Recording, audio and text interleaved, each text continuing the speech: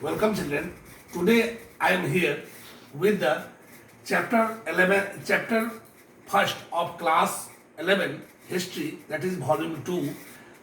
In the previous volume, that is volume 1, I gave you the sequential evolution of human from primate to hominoid to hominid to Homo habilis to Homo erectus and then to Homo sapiens. Today, I am going to give you the detailed characteristics of each stage of evolution. That about 36 million years ago, when primates evolved, so how they were human-like organism.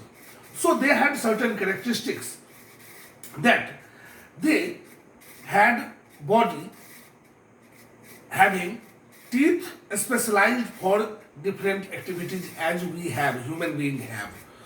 Presence of mammary gland, longer gestation period of 9 months followed by births, and they were warm-blooded animal like human being. So they used to sustain in any climatic condition without going for hibernation. So these 4 features were those of primates. As far as the characteristics of hominoids are concerned, then hominoids had following characteristics. These characteristics were, hominoids were first found in Olduvai Valley. Second, hominoids were larger than monkeys. That is what present monkeys are there. Hominoids were larger than the monkeys body size. Hominid had modified their tails. That tails became absent. It does mean that quadruped dependence perhaps would have changed and they would have started standing on 2 legs occasionally. But at the time of first movement, they would be taking help of all the 4 limbs, because here the advantage is there between the bipedal person like human being and quadruped primate. Quadruped primates lose less energy while running on all the 4 feet. They can take longer distance in quick time, but bipedal human being consumes more energy on running on 2 feet. Then they had longer period of dependency of their babies. They would have started using tools. See, they had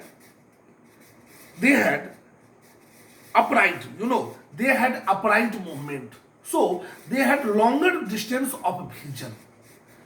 And their characteristics are much, in resemblance with that of Australopithecus. The term Australopithecus refers to Australo, according to Latin word. Australo means south and Pithecus means monkey. Like Australopithecus, those monkey-like creature who stayed in southern hemisphere, like Ramapithecus, like those monkeys which were in India, the follower of Rama at the time of war. And this way, Pithecus means monkeys. So ape-like creature, primate-like creature, Australopithecus. As far as the characteristics of Australopithecus are concerned, they were southern apes. They were the earliest primitive human form. They had a smaller brain. Then hominoid. They had large teeth. They had limited dexterity of hands. Means what? Hand was not in that much control as the present human being is. But gradually, as the geographical condition favored, their hand control became more prominent. So dexterity of hand was limited. Upright walking was restricted because they spent majority of time on trees. This is the unique feature with Australopithecus, because it was the period before Pleistocene glaciation. Major part of the region of Africa where they survived, it was tropical evergreen vegetation, dense vegetation, so they did not get plenty of space to run. So since they used to live on trees, that's why they were not free from the four limbs.